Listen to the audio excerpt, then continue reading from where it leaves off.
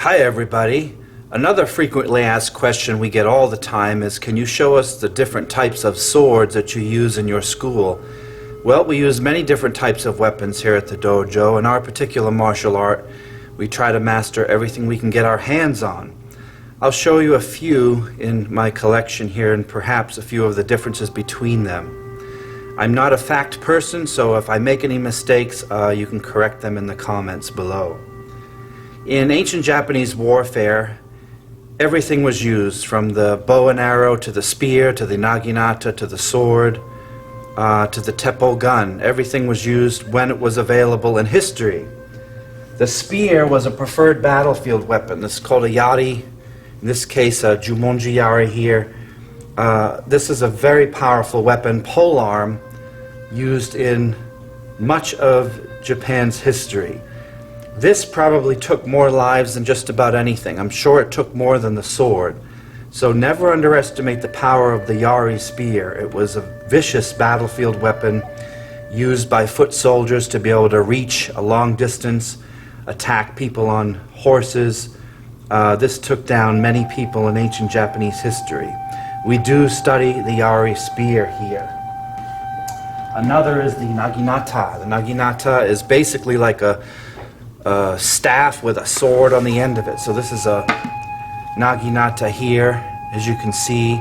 I have the sharp edge taped because we were using it for practice, but this is a beautiful curved blade, again used in battlefield a lot.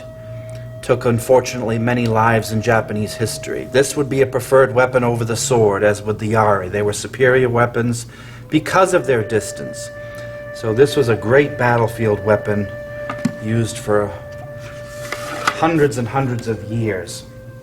Now, the word katana, which we all associate with movies, was used in ancient Japan and is still used today. But the old usage of the word is nihonto. Nihonto is what the Japanese would call the sword. The word nihonto became more common in Japan in the late Tokugawa shogunate. Due to the importation of Western swords, though, the word nihonto was adopted in order to distinguish it from the Western sword, which the Japanese called yoto. So yoto meant like a Japanese long sword or saber or something, but it was called nihonto to distinguish it as a sword originating from Japan. So we talked about the naginata and the yari. Despite them being polearms, they are both categorized as swords still. Until later on, much later on, the teppo matchlock guns came. They were introduced by the Portuguese in 1545. The guns that came from the Portuguese, the matchlock simple rifles, contrary to popular belief, were adopted by the Japanese and were used. Some called them cowardly weapons because the Japanese, of course, the code of Bushido demanded that you fight sword to sword or man to sword. They considered the guns to be cowardly. However, Nobunaga, all of the people that adopted the matchlock rifle, the teppo, they mass-produced it and they used it in their warfare quite a bit. They loved the idea of having guns because they were a massively awesome weapon. And why would you want to fight someone hand-to-hand when you could use a gun and shoot them from 50 yards away? So the teppo guns were not as looked down upon as some people think in history. So the different types of swords we have several different lengths here. And again, these all depend on the period of history. The types of swords, there are several types. We have the jokoto, which are the ancient swords. Then they have what's called koto, which are old swords. They have shinto, which they call new swords, which are like 1500s to 1700s. These would be shinto. Then they have the new swords, which are called shinshinto. They have gendaito, which are modern swords from 1876 to 1945, which would be your World War II Japanese swords. And then they have the I think it's pronounced shinsakuto, which are newly made swords from 1953 to now. Sword making was obviously more prevalent way back in the fighting area of Japan. It's not as prevalent now, although there still are sword masters in Japan that will make swords for anywhere from 3 to 30 or 300,000. I mean, the swords are incredibly expensive if you have a swordsmith make it for you. Nowadays, they're just mass-produced. They're all over the place. China has stolen the how to make swords from Japan, although technically Japan took swords from China too, so they've always gone back and forth on how to make the swords. Let's look at a few of these here. This is the Odachi called the Great Sword here. This is a massive battlefield sword. As you can see, the tsuka handle is really long. This one's well over 15 inches. The Odachi Great Sword was used in the late 14th century, and it was worn typically across the back of the battlefield people, or it was worn with the blade down because they rode on horses, the cavalry. So these swords are now illegal in Japan, believe it or not. Citizens are not allowed to possess an Odachi unless it's for ceremonial purposes. So this sword right now would be illegal in Japan. We don't use this too much in our fighting here at the dojo because it's so heavy and clunky. Again, this was made for cavalry. This was made for horses. This is way, way back in time. This was worn in what's called the Jindachi Zukuri style, which is like the Western Navy officers. The Jindachi Zukuri style is when you have the blade down and it was suspended.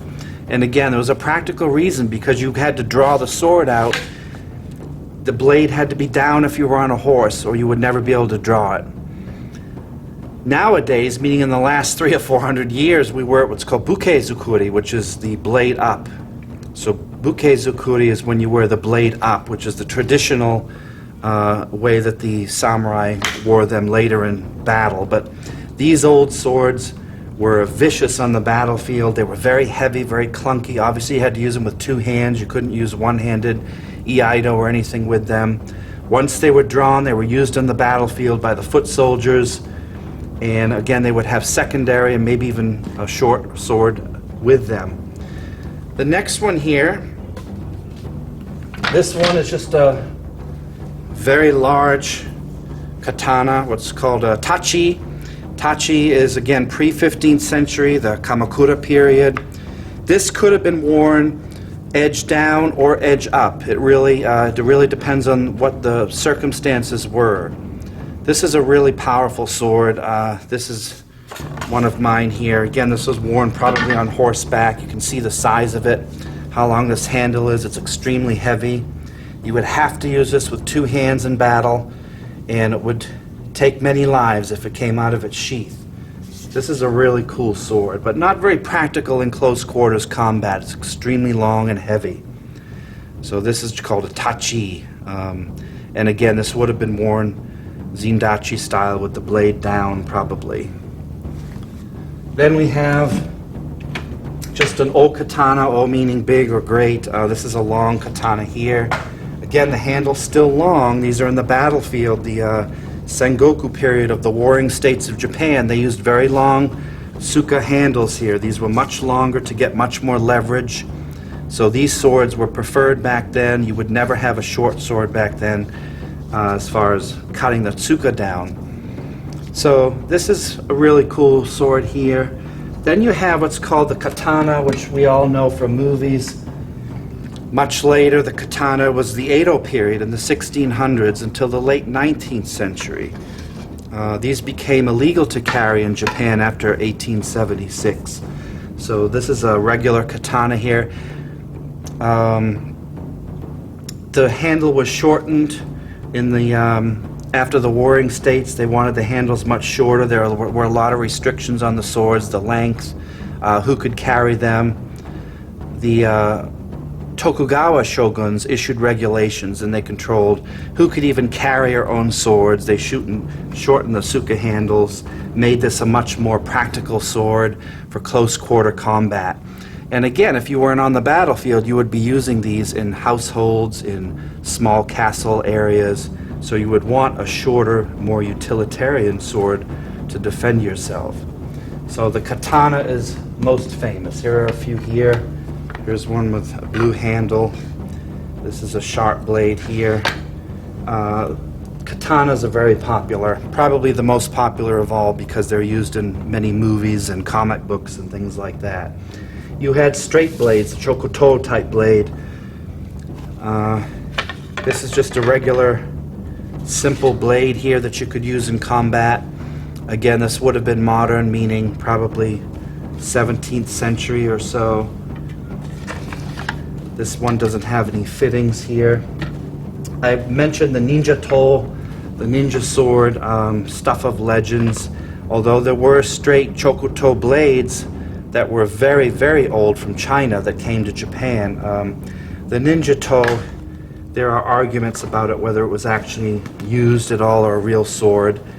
I don't have an opinion either way. I just use it. It's a cool sword, straight blade, short, very large guard here to protect your hands and to keep your hands from sliding up on the sharp blade.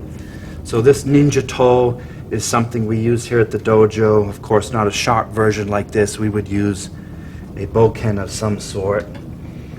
This would be very cool in a very small area of a castle. You wouldn't want a large sword. You'd want something small, very utilitarian, kind of like your typical cold steel knife. So we have the katana. Then we have the ninja toe. The wakizashi is the companion sword, also called a Sholto. This was a sword that was worn on the belt of the samurai as a secondary companion piece. This would have been worn indoors if the katana was left outdoors. This was the one that they had on their obi belt all the time. It was worn bukezukuri style, so you would always have the blade up. Remember the old saying in our dojo is blade down, you're a pirate. Blade up, you're a samurai. So always have the blade up as far as our modern training. Do not have your blade down unless you're doing a specific bato jitsu draw or iaito where we do draw with the blade down. But most of the time the blade will be up for our purposes in training. So this is a Sholto sword, Wakizashi, very cool weapon. We use this quite a bit because it was a one-handed tool. And these were usually after the 1600s, these companion swords. Now a Sholto and a katana together, this set is called a daito, D-A-I-T-O. A daisho, excuse me. Daisho literally means big little. Dai and sho, big little. The daisho is the symbolic arraignment of the Edo period samurai. So the samurai would have the long sword and the short on his belt, and perhaps even a dagger, Tanto, as well. In the dojo, of course, we don't use live weapons. We will do iaijutsu with live weapons, and we do some tameshigiri cutting to practice. But we would use what's called the bokken, and the bokken literally means wooden sword, bokken.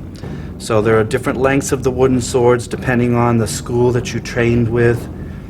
We have several different martial arts schools that we train here. Our particular schools, we use the Togakure Ryu. We use some sword work there. So here's one typical bokken you can buy for about $20. It's got the tsuba on it. This is a good weapon to practice with, so if you get hit, you won't get hurt too badly, although there are stories where people killed each other with bokken. We also use a shinai, not like kendo. This is not a sport martial art. This is kenjutsu. There's a big difference. Kenjutsu is the art of fighting with the sword. Kendo is more of a sport. It's a much later development of sport arts in Japan. So after World War II, kendo became very popular. We do use a shinai because it's made of bamboo, and if it hits you, it won't hurt too much. It gives a little snapping sound. It's very light, so if the kids use it, it won't hurt them too much. So that's a good tool to have in everyone's dojo. This is a fukuru shinai, which just means a leather-covered shinai. So again, it will protect someone if you hit them. You're not going to cut them open. And that leather just gives a little slap there. We use this quite a bit because it can double as a hanbo weapon. Here's a wooden Sholto, wooden wakizashi here we use in our belt, again, so we can go full speed when we do defenses. The samurai also carried what's called a Tanto. Tanto just means a short knife. There were different lengths of Tanto. You had old Tanto, great Tanto, small Tanto. This is an average size one, a little over maybe 4 foot to 14 inches long. These were carried, again, blade up in the belt of the samurai. This was used for utilitarian purposes, perhaps to take a top knot, many different reasons, even for eating, perhaps. This was always worn on the belt of the samurai, whether they were in the house or not. You would not want to be without some sort of weapon. Here's another one here, another Tanto. Very interesting things. Of course, in the dojo here, we also train with the bow staff, which is a long 6-foot stick, the staff of the samurai warrior. These were very common, not only in warfare, but more in the periods of time where there was peace and there was castles. You'd have a lot of guards that would carry bow staves when they were protecting the doors and the castles. We use a jo staff, of course, like they use in Aikido. The jo staff is about 5 feet long. This is in the middle of a long and short staff, so we use this quite a bit. Very versatile weapon, because you could use this just like you would use a broom or a shovel in modern day fighting. Of course, we have a hanbo. Hanbo just means half stick or half staff. This is about 36 inches long. This represents if your spear was cut in half, or if your bow staff was cut in half and you had 2 halves, you would have to know how to use them. So we try to master each length of weapon that we hold so that we're familiar with short weapons, medium range, long range, pocket weapons, modern weaponry, firearms of all kinds, shuriken throwing weapons, anything you can get your hands on. So the hanbo, modern day, would be like an umbrella or a cane to defend with. So those are just a few of the weapons here. So we practice both old and new kenjutsu techniques here. Old Koryu schools still do exist in Japan, so if you wanted to train with a real master, you could go to Japan. The Kashima Shinto ryus are still around. The Shin ryu, the Tenshin ryu, the Shoden Kato ryu, Yagyu, the Ito ryu, the Eishin ryu. There's tons of them still in Japan. You could go visit and actually train in these schools. Are they practical in modern fighting? Absolutely. I always say you cannot be a good martial artist without knowing the sword, and I believe that firmly. This was the soul of the samurai. This is the Japanese martial arts. They come from sword techniques. Many of the unarmed katas that we do are from sword techniques. You must know how to use this sword, and not just by yourself. You need to use it with another person, this kenjutsu. You learn strategy, you learn timing, you learn distancing. The pinnacle of weapons is the katana, is the martial art. You cannot just do unarmed and not know weapons. You would not be cultured. A single waza, a single technique with a sword, can become 10,000 techniques. So this teaches me how to cut my way through ignorance. It teaches me to be sharp and focused. By using this every day, I learn how to keep focused in life. I learn how to keep calm and cool and collected. I learn how to accomplish my goals and to cut through the bullcrap and the ignorance that I come across every day. I learn what's important in life through the study of the sword, because this is a tool how to take a life as well as give it. So I have ultimate respect for all of these weapons here. I've been doing this since I was a kid, and I'm still learning every single day something new. There it is. There's a few of our swords and a few of our weapons that we learn here at the dojo. What I would suggest, if you're interested in this stuff, is rather than be a historian, which means nothing in battle, find a school in your area, somewhere that you can train with these weapons here. Find an instructor that you can learn from, that you're excited about, and learn these weapons. They're really cool to learn, and they're really important, I believe, in our martial art training. So here it is. Here's some stuff from Japanese warfare. It was a vicious time. And those of you who argue, well, I'll just pull out my Glock, you don't know what you're talking about. You need to know not just about guns, you need to know about everything that you get your hands on. Because before you get to your Glock, I'll have killed you 10 times over. That's an old joke that many martial artists say. And I mean that with a jest. I own pistols, I own firearms myself, because I believe in modern weaponry as well. We need to know how to use everything. A ninja, a true one, would need to learn all kinds of weapons, but I respect the old weapons because this was really about combat. It wasn't about some moron learning how to pull a trigger. You had to know everything about timing and distancing in order to survive with these. I have respect for every type of weapon out there, and respect for the people that hold them. So there we are. That's our talk for today. I hope you learned something. If not, that's okay. Like and subscribe to our videos, and we'll talk more about these, maybe individually, as the year goes on. Until next time, thank you, and good training to you.